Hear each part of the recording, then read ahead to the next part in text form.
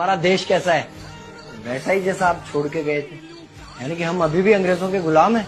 नहीं, अंग्रेजों से तो हमें 1947 में ही आजादी मिल गई थी। अच्छा, तो अब तो हमारे अपने लोग देश चलाते होंगे ना? हाँ, तब तो देश काफी आगे बढ़ गया होगा। जब हमारे अपने लोग देश चला रहे हैं तो गरीबी और भ्रष्टाचार का तो नाम ही नहीं होगा। सबको बराबर हक दिया जाता होगा, किसानों और मजदूरों का अच्छा ध्यान रखा जाता होगा ना? नहीं, ऐसा तो कुछ नहीं है। तो कैसा है बताना मुझे। कैसे हमारे अपने नेता, हमारे आजाद भारत के नेता, 100 साल हो गए मुझे गए हुए, बताना। हमारे अपने नेता वो तो अपनी जेबें भरने में लगे हुए हैं।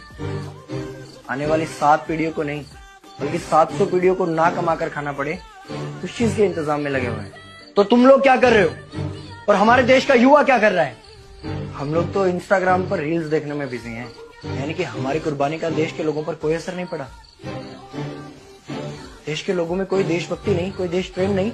नहीं, ऐसा नहीं है। आपके लिए और देश के लिए बहुत प्रेम है भारत के लोगों के दिलों में। हर 15 अगस्त और 26 जनवरी को तिरंगा फहराते हैं, पूरे जोश के साथ भारत माता की जय बोलते हैं और आपकी डीपी भी लगाते हैं। और भारत और पाकिस्तान के क्रिकेट मैच के दौरान तो हमारी देशभक्ति पीक पर होती है।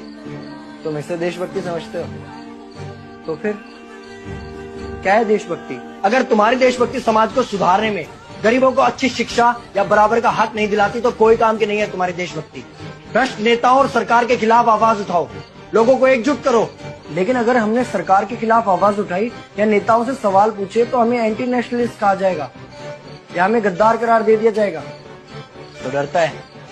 23 साल का था मैं जब अंग्रेजों ने मुझे फांसी पर चढ़ा दिया। मुझे तो आतंकवादी कहा गया था।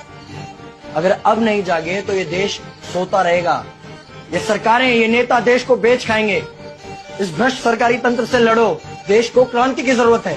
क्रांति यानी कि हमें हथियार उठाने होंगे, बंदूकें उठानी होंगी जैसे आपने उठाई थी। नहीं, हमारी क्रांति विचारों की थी। जब अंग्रेजी हुकूमत ने हमारी आवाज नहीं सुनी तो हमने और जोर से आवाज लगाई और अपने विचार रखे। और क्रांति केवल सत्ता को बदलने तक सीमित नहीं है, बल्कि इस भ्रष्ट अन्यायी तंत्र को जड़ से उखाड़ कर फेंकना है। पर ये होगा कैसे? अपने आसपास से शुरुआत करो। जो भी तुम्हें भ्रष्ट नजर आए उसके खिलाफ आवाज उठाओ, एक्शन लो। तुम्हारे टैक्स का पैसा नेताओं की जेब में जा रहा है, हिसाब मांगो।